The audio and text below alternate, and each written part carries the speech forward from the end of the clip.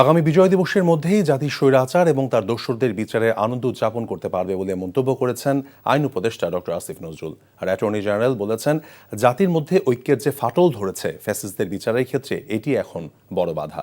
তবে দ্বিমত করা মানেই ঐক্যে ফাটল নয়, বরং সেটি গণতন্ত্রের সৌন্দর্য বলে উল্লেখ করেছেন বিএনপির স্থায়ী কমিটির সদস্য নজরুল ইসলাম খান। রাজধানীর কৃষিবিদ ইনস্টিটিউশনে দিনব্যাপী আলোচনায় অংশ নিয়ে তারা এসব কথা বলেন। আরও জানাচ্ছেন জুনায়েদ আল হাবিব। ছাত্র জনতার আন্দোলনে গণহত্যার বিচার, সংস্কার ও আগামী নির্বাচনের পথ খুঁজতে ঐক্য সংস্কার নির্বাচন শীর্ষক সংলাপের আয়োজন করে ফোরাম ফর বাংলাদেশ স্টাডিজ। 2 দিনব্যাপী সংলাপের দ্বিতীয় দিনে অংশ নেন সরকারের বেশ কয়েকজন উপদেষ্টা সহ বিভিন্ন রাজনৈতিক ও সামাজিক সংগঠনের নেতারা। দ্বিতীয় দিনে আলোচনায় প্রাধান্য পায় গণহত্যা, গুম ও খুনের বিচারের বিষয়টি।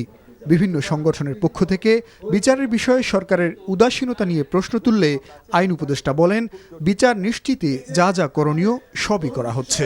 তবে নানামুখী স্বার্থের কারণে সবার মধ্যে যে অনৈক্য তৈরি হয়েছে এই বিচারের পথে প্রধান অন্তরায় বলে মন্তব্য করেন অ্যাটর্নি জেনারেল। জুলাই গণঅভ্যুত্থানে অন্তত 3টা বড় লক্ষ্য আছে।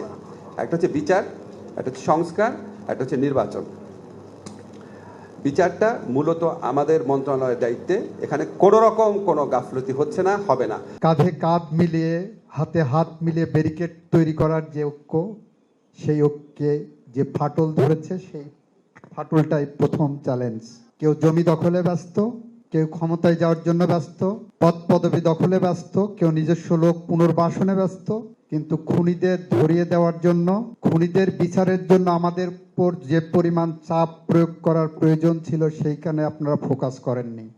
সংলাপের ভিন্ন অধিবেশনে অন্তর্বর্তী সরকারের উপদেষ্টা সাখাওয়াত হোসেন বলেন, হাজারো শহীদের রক্তের বিনিময়ে নতুন যে বাংলাদেশ গঠিত হয়েছে, সংস্কার করা না গেলে তা হবে সেসব শহীদদের রক্তের সাথে বেইমানি।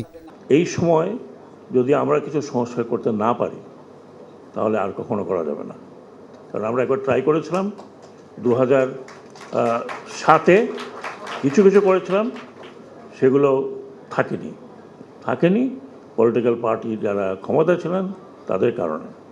আর এখন যদি করা না যায়, এখন যদি আমরা সংবিধানের দোহাই দেই, আমরা অন্যান্য আইনের দোহাই দিই, যদি না করতে পারি, রক্ত দিয়ে যারা শহীদ হয়েছে তাদের প্রতি একটা অন্যায় করব।